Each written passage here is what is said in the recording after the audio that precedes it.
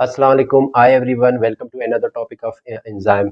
आज एंजाइम के हम दो टॉपिक को कवर करेंगे। एक एनर्जी ऑफ एक्टिवेशन, ठीक है, या बायो केमिकल रिएक्शन, और दूसरा हमारे पास होगा वो कौन से फैक्टर होंगे जो एंजाइम को इफेक्ट कर देता है। एंजाइम वो कौन से फैक्टर है जो एंजाइम के वर्क को रोक देता है या आई कर देता है, यानी वो कौन से फैक्टर है जो एंजाइम के फंक्शन को स्पीड अप कर देता है या स्लो अप कर देता है। तो ये दो टॉपिक हमारे पास होगा। सबसे पहले आते हैं एनर्जी ऑफ एक्टिवेशन क्या होती है। इसको डिफाइन करते हैं कि the least amount of energy need for the chemical reaction to occur. एक वो मिनिमम अमाउंट ऑफ हीट जो हम किसी भी कंपाउंड को दे दे तो वो आपस में रिएक्ट करते हैं। फॉर एग्जांपल हमारे पास दो कंपाउंड है, ठीक है, ये आपस में रिएक्ट नहीं करेंगे, उस टाइम तक नहीं करेंगे जब तक इनको हीट नहीं मिला है। यूं ही हम इसको हीट अप करेंगे तो वो मिनिमम अमाउंट ऑफ हीट क्या करेंगे, ये दोनों को आपस में क्या करेगा, बॉन्ड करवाएगा, एक दूसरे से साथ रिएक्ट करेंगे। अगर इनके दरमियान में कोई वो नहीं है, फॉर एग्जांपल अगर मैं बात करूं, ठीक है, ये दोनों सॉलिड स्टेट में, ये दोनों आपस में रिएक्ट नहीं करते, लेकिन इसको मैं ईट करूं तो ये आपस में क्या करेंगे, रिएक्ट करेंगे। तो ये कहलाता है energy of activation. Amount of energy जो क्या करे, एक्टिवेट करे दो मॉलिक्यूल को कि वो आपस में कंबाइन हो जाए। Explanation, an chemical reaction the molecules do not react with one another unless these are activated. उसको एक्टिवेशन के लिए कुछ ज़रूरत होती है। In some way this activation of molecule occur due to the addition of minimum amount of energy, ठीक है, वो मिनिमम अमाउंट ऑफ एनर्जी जिसमें वो जो है मल्ट होकर आपस में एक दूसरे से रिएक्ट करे, या वो एक दूसरे के साथ रिएक्ट करने के लिए एनर्जी की ज़रूरत पड़ती है। Called energy of activation, it is donated by E A, ठीक है, इसको एनर्जी एक्टिवेटेशन को ई ए से डोनेट करते हैं, यानी उसको इससे सैंपल से शो करते हैं। And measure in kilo joules, इसको मैयर करते हैं, मेजरमेंट के लिए उसको हम किलो जोल पर मोल के हिसाब से इसको क्या करते हैं, इसका यूनिट है, ठीक है, इस हिसाब से हम इसको क्या करते हैं, मेजर करते हैं। और किलो कैलोरीज पर मोल्स, ठीक है, अगर मैं लिविंग बॉडी की बात करूँ तो वहाँ पे कैलोरीज इस्तेमाल होती है, लेकिन अगर नॉन लिविंग की बात करूँ तो वहाँ पे क्या होती है, किलो जूल्स पर मोल के हिसाब से दिया जाती है, तो दो कंपाउंड आपस में मिल जाती है, ठीक है। In non living organism system it is use as a energy activation to activate the molecule for react.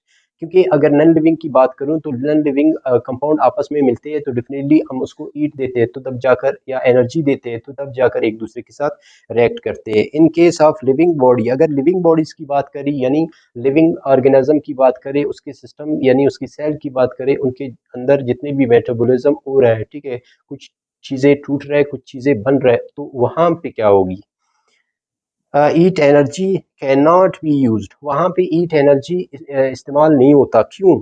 As a energy of activation, because the living body is mainly composed of thermolabile protein, ठीक है, थर्मोलेबल protein से मुराद कि उसकी protein definitely अगर थोड़ा भी ईट up हो जाए तो वो अपना नेचर खो देते हैं, यानी वो अपना जो शेप को क्या करते हैं, चेंज करते हैं, जिसकी वजह से वो अपना फंक्शन भी खो देते हैं, ठीक है, वो अपना फंक्शन जो है, जो पहले वाले प्रोटीन है वो अपना फंक्शन से डीनेचर हो जाती है।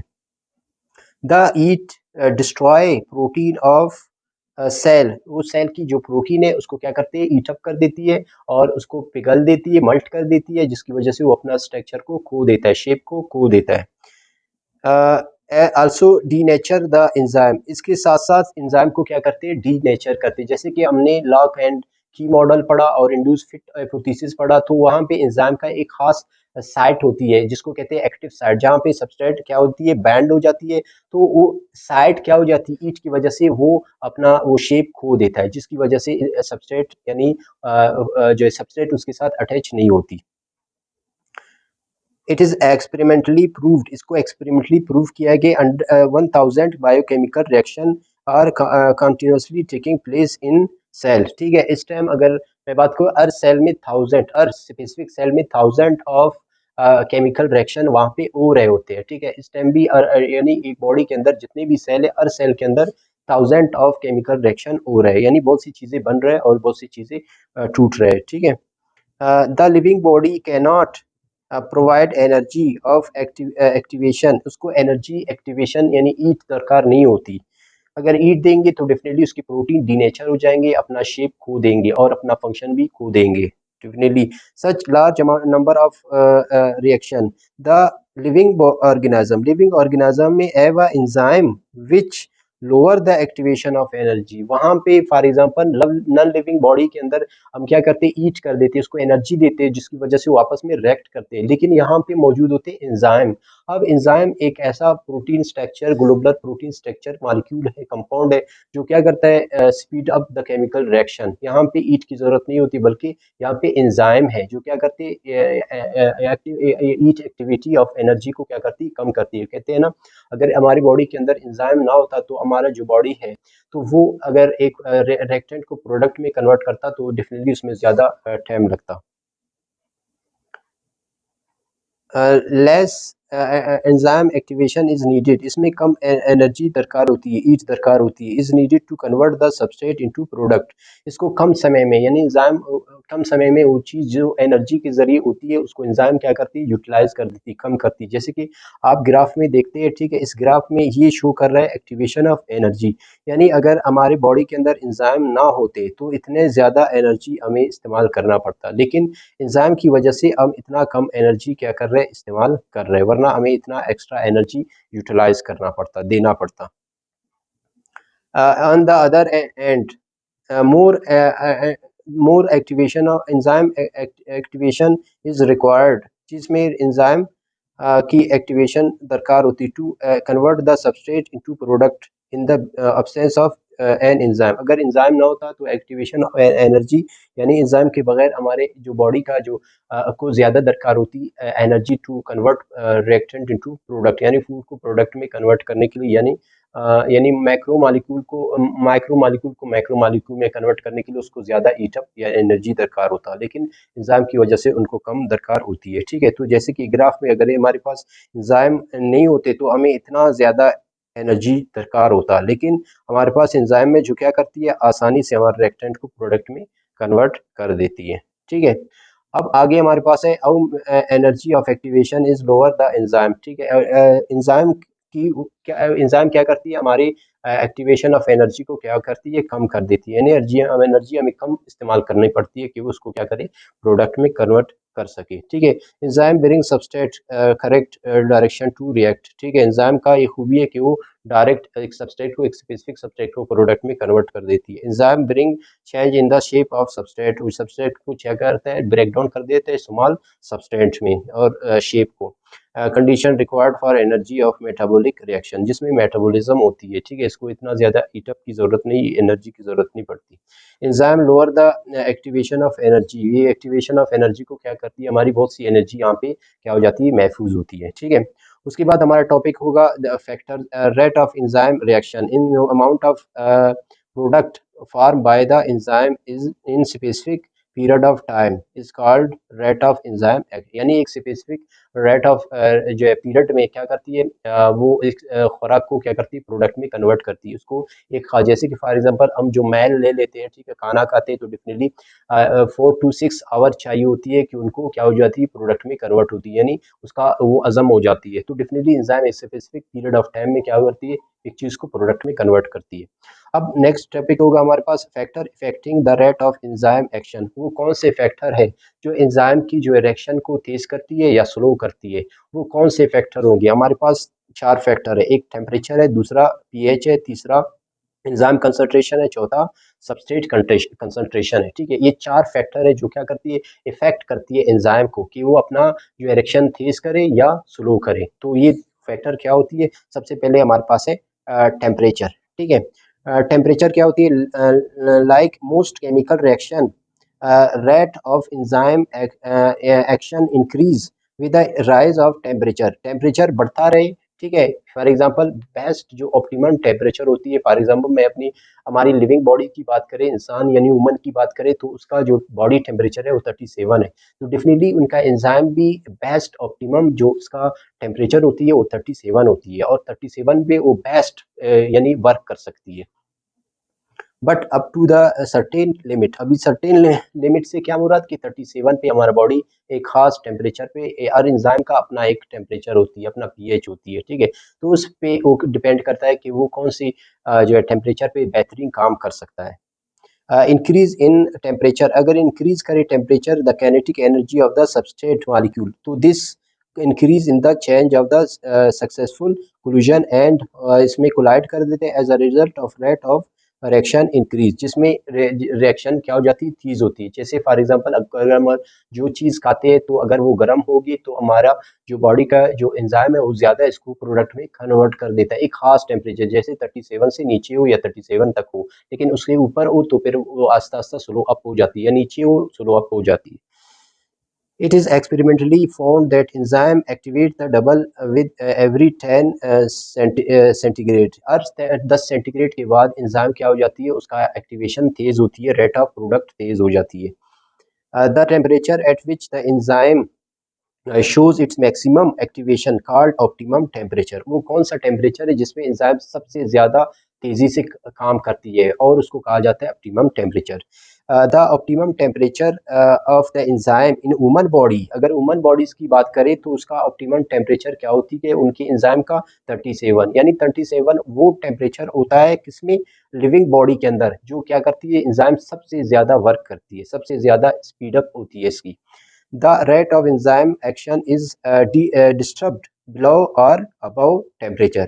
लो टेम्परेचर या ज़्यादा टेम्परेचर यानी 37 से अबव चला जाए तो जो है इंसान का जो फंक्शन है वो स्लो अप होती है, यानी उसका जो फंक्शन है वो क्या हो जाती है, उसका यानी रेट ऑफ रिएक्शन स्लो हो जाती है। अगर कम हो जाए, बिलो हो जाए, ठीक है, 37 से भी वो क्या करती है, आस्ता आस्ता उसका जो रिएक्शन है वो स्लो अप हो जाती है। The bacteria live in a hot spring, जैसे कि कुछ ऐसे बैक्टीरिया हॉट स्प्रिंग में रहते हैं, यानी हॉट इन्वायरमेंट में रहते हैं, में हैव ऑप्टिमम टेम्परेचर यानी 70 सेंटीग्रेड, यानी कुछ ऐसे बैक्टीरिया उसके जो एंजाइम है या उसकी बॉडी है, ठीक है, वो 30 यानी 70 सेंटीग्रेड पर भी वो सर्वाइव कर सकते हैं। Higher for this enzyme, such enzymes have been used in a biological washing powder, washing powder and detergent, ठीक है, ऐसे एंजाइम को क्या इस्तेमाल, कहाँ पे इस्तेमाल करते हैं, डिटर्जेंट में। Due to this reason cloth washing needs like warm water and और नॉट टू हॉट, ठीक है, इसमें जो हमारा जो क्लोथ्स है वो सही तरीके से क्या हो जाती है, यानी क्लीन अप हो जाती है, क्योंकि अगर वो ज़्यादा उसको ठंडे पानी में करो तो ज़्यादा साफ़ नहीं होते, ठीक है, तो बिल्कुल इसी तरह। और दूसरा हमारे अच्छा फैक्टर आई टेम्परेचर में डेफिनेटली हमारे पास, जैसे कि मैंने मिसाल दी है कि वो क्या हो जाती है आई टेम्परेचर में, वो अपना जो नेचर है खो देती है। फॉर एग्जांपल ये नॉर्मल इंजाइम है, ठीक है, ये एब नॉर्मल इंजाइम है, अब ये क्यों डी नेचर हो गया, क्योंकि इसको ज़्यादा टेम्परेचर मिल गया, यानी 37 से अबव, यानी 45 50 55 यानी 60 तक अगर ये चला जाए तो जो एक्टिव साइट है एंजाइम का वो क्या हो जाती है, डिस्ट्रॉय हो जाती है, जिसकी वजह से सब्सटेंस उसके साथ अटैच नहीं होती, ठीक है।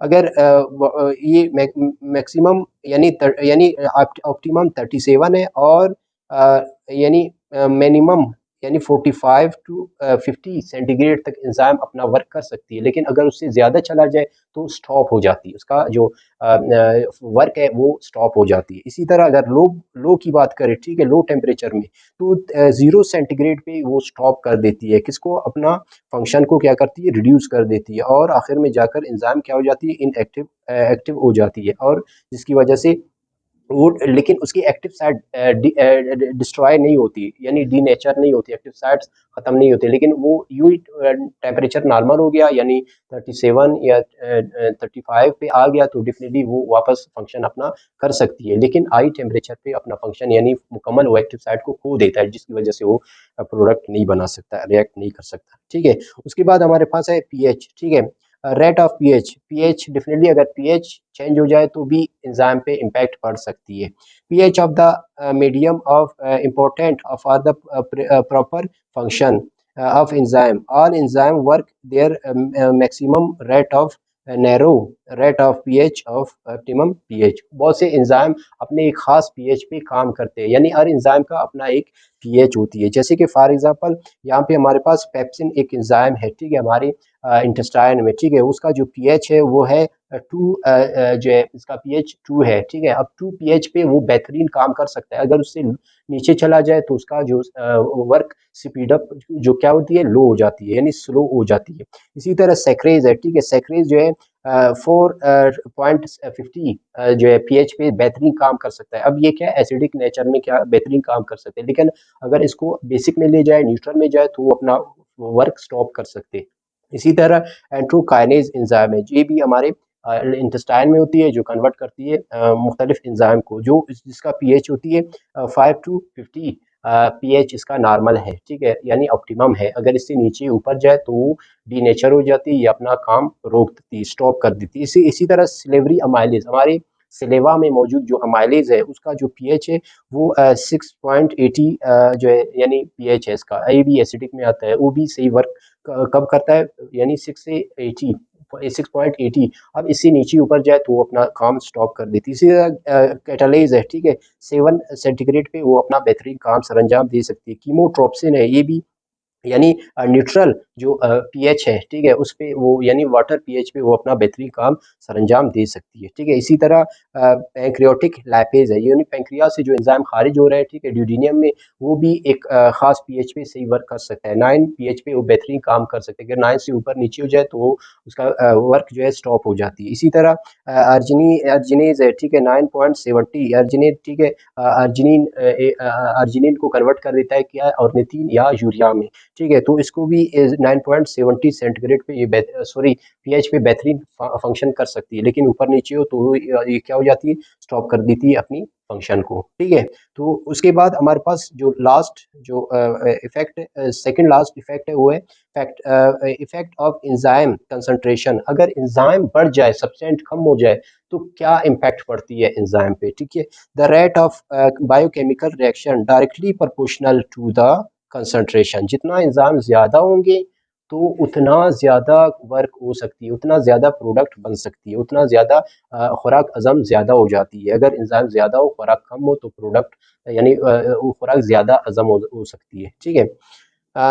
It means that the rate of chemical reaction increase with the increase in enzyme concentration। enzyme का concentration बढ़ाओगे तो increase हो जाती है क्या, reaction, ठीक है, बायोकेमिकल reaction क्या हो जाती है, तेज हो जाती है। vice versa in neutral condition the concentration of substrate is usually always high, the enzyme in this case the pH and temperature are kept constant। इसमें pH और temperature को constant करोगे तो एंजाइम बहुत तेजी से यानी खुराक को अज़म या प्रोडक्ट में कन्वर्ट कर सकती है।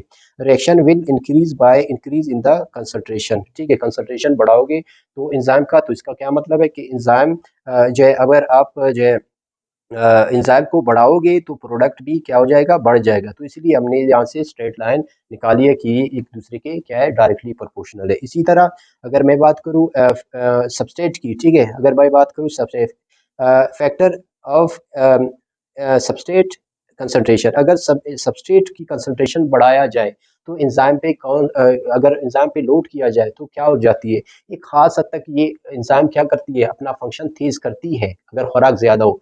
लेकिन ओवरलोड हो तो एंजाइम अपना काम आहिस्ता आहिस्ता, ठीक है, अगर आप सबस्ट्रेट को बढ़ाओगे, ठीक है, सबस्ट्रेट को बढ़ाओगे तो प्रोडक्ट भी बढ़ता रहेगा, लेकिन एक खास हद तक अगर उससे लोड बढ़ जाए तो फिर एंजाइम क्या करती है, अपना जो है फंक्शन उस हिसाब से नहीं कर सकती, यानी उससे ज़्यादा नहीं कर सकती। तो एक खास मिनिमम अमाउंट ऑफ सबस्ट्रेट हो तो तब जाकर ये क्या कर सकती है, प्रोडक्ट में कन्वर्ट कर सकती है।